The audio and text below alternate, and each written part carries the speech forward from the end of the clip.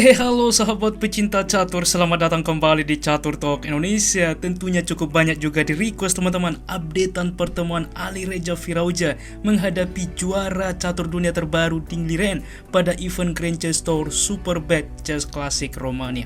Dan tanpa berlama-lama langsung saja kita simak permainan hebat ini di Catur Talk Indonesia.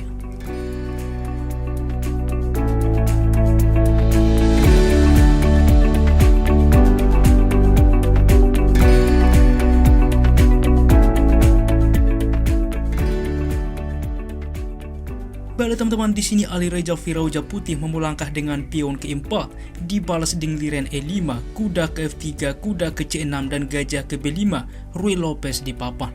Biasanya juga Ding Liren yaitu dengan Morphy Defense dengan pion ke A6. Saat ini ia memilih kuda ke F6, pertahanan Berlin.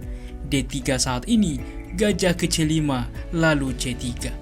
Seperti ini teman-teman, mungkin beberapa di antara kita lupa akan jebakan di dalam posisi ini.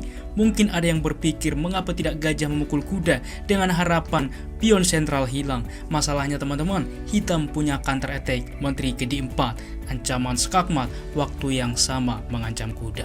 Perlu diingat ya, oleh sebab itulah kita kembali di sini pion ke C3, maka masing-masing pemain melakukan rokade sayap raja di kantor petak pusat dengan D5, maka kuda aktif ke D2, pion D memukul pion E, pion D menerima kembali, dan A5 saat ini teman-teman.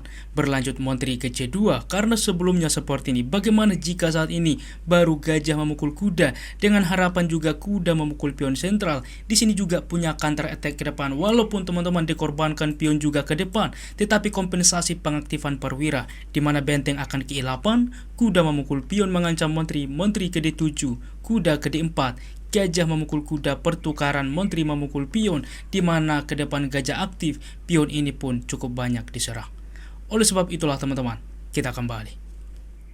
Dan tentu Ali Reza Firauja tidak langsung tertarik dengan pion sentral ini, melainkan dengan menteri ke C2. Maka berlanjut menteri ke E7 saat ini, di mana juga selain menghindari ancaman dari benteng ke depan, juga di masa depan mensupport pion sehingga kuda bisa bergerak.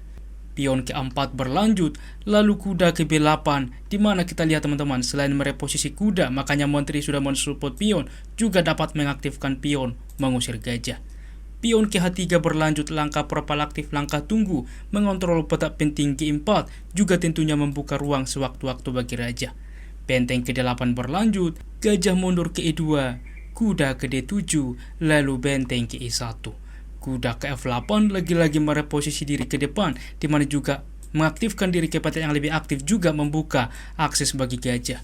Kuda ke B3 berlanjut mengancam gajah, gajah mundur, kuda ke D2 lagi-lagi ke depan bermanuver mengancam gajah.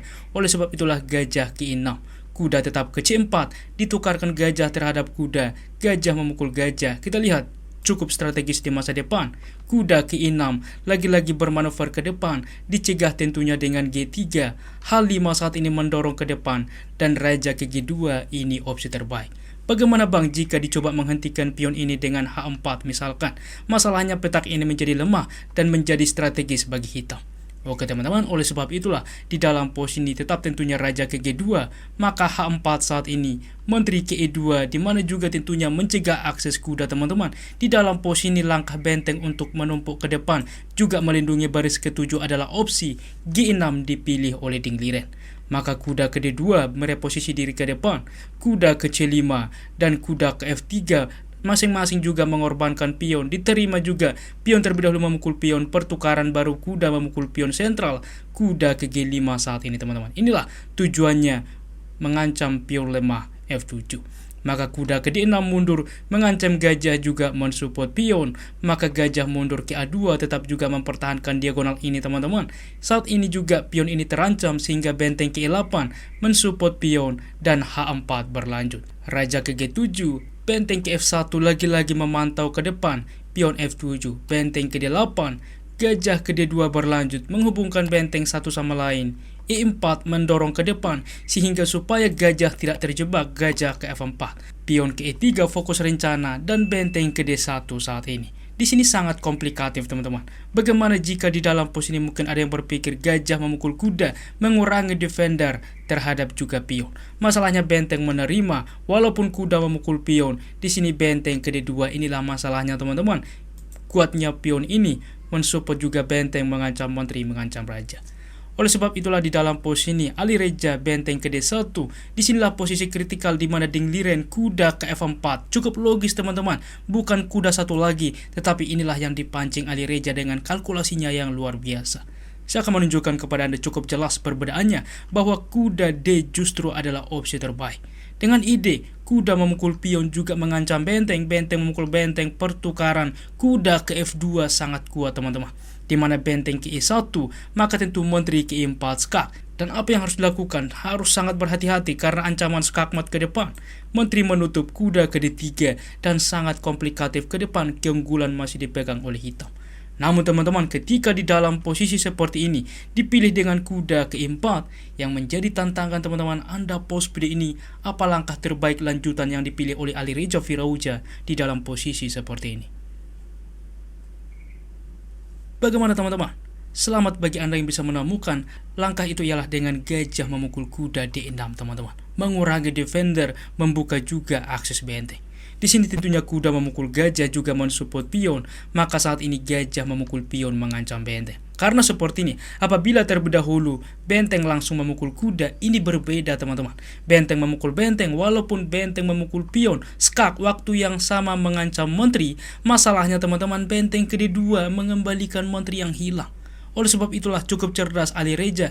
Ia gajah menerima dan ini opsi terbaik. Kuda menerima gajah, benteng juga langsung memukul kuda skak, waktu yang sama mengancam menteri, dan tentunya kuda menerima. Apa yang harus dilakukan teman-teman? Inilah bedanya, bahwa langkah benteng tidak bisa mengancam, sehingga masih ada benteng di file D. Benteng memukul benteng, menteri menerima, dan raja memukul kuda. Mungkin ada yang bertanya, dibahas juga secara live, saya akan menunjukkan cukup menarik kepada Anda. Bagaimana bang jika di dalam posisi ini E2 ini sangat komplikatif teman-teman. Harus sangat berhati-hati. Kita lihat, di sini tentunya satu petak lagi menuju promosi. Dan apabila di dalam posisi ini saya akan menunjukkan kepada Anda bahwa langkah terbaik ialah dengan menteri tentunya berpindah teman-teman. Karena apabila ke E1 misalkan, maka yang terjadi raja akan langsung juga memukul kuda. Tentu lebih baik posisi dari hitam. Oke, dan di dalam posisi ini bagaimana jika menteri ke D7? Ini adalah opsi terbaik teman-teman, langkah menarik. Saya akan menunjukkan kepada Anda apabila dilakukan skak dengan promosi kuda, maka raja berpindah ini cukup aman. Bagaimana jika promosi dengan menteri misalkan? Yang terjadi apa yang harus dilakukan teman-teman? Apabila salah untuk melangkah, masalahnya bisa ke depan menutup. Sehingga kuda ke E5 opsi terbaik, mendiskoneksikan teman-teman. Lihat, raja ke F6, masalahnya kuda ke G4, berjatuh tidak ini skakmat dikontrol oleh menteri. Menteri ada pion, ada kuda. Sangat-sangat luar biasa teman-teman. Bagaimana jika di dalam posisi ini justru ke H8, masalahnya menteri akan memukul benteng skak. Ini pun akan paksaan ancaman skakmat tentunya. Oke, dan bagaimana jika satu lagi cukup logis yaitu dengan ke H6, maka yang terjadi kuda juga melakukan skak. Raja ke H5, menteri ke H7 skak, mengorbankan kuda, menteri memukul pion G6 adalah skakmat. Luar biasa kombinasi yang terjadi yang coba diimajinasikan oleh Super Grandmaster Alireza Firouzja. Kita kembali ke partai aslinya. Dan dari pertimbangan tersebutlah di situ Ding Liren tidak berani untuk juga memainkan dengan pion melaju. Terlebih dahulu raja memukul kuda. Maka berlanjut saat ini dengan menteri ke E2. Raja saat ini untuk berpindah adalah sebuah opsi, tetap mensupport pion. Akan tetapi teman-teman raja ke E7. Dan inilah menjadi kesalahan Ding Liren yang juga diberi hukuman oleh Alireza Firouzja. Raja ke F1. Benteng juga ke F8 skak, raja ke E1 cukup aman, benteng ke F2, menteri ke G4, raja ke F6 saat ini mensupport pion. Maka menteri ke G5, kita lihat teman-teman bagaimana leluasannya menteri saat ini. Raja ke F6, G4 teman-teman membatasi juga, benteng juga langsung memukul pion, G5 skak, raja ke E7 dilakukan skak saat ini teman-teman. Lagi-lagi kita lihat bagaimana pion ini tumbang, mempersiapkan dua pion ini untuk promosi ke depan. Selalu dilakukan skak teman-teman, dan pion juga melaju mempersiapkan promosi. Di sini benteng mencoba juga untuk menghentikan teman-teman selalu melakukan skak, dan saat ini raja cukup aman. Benteng ke G2 menghentikan pion, akan tetapi setelah Montri ke F7 simple skak, di sini juga Ding Liren menyerah teman-teman. Sangat-sangat menarik bagaimana permainan yang terjadi.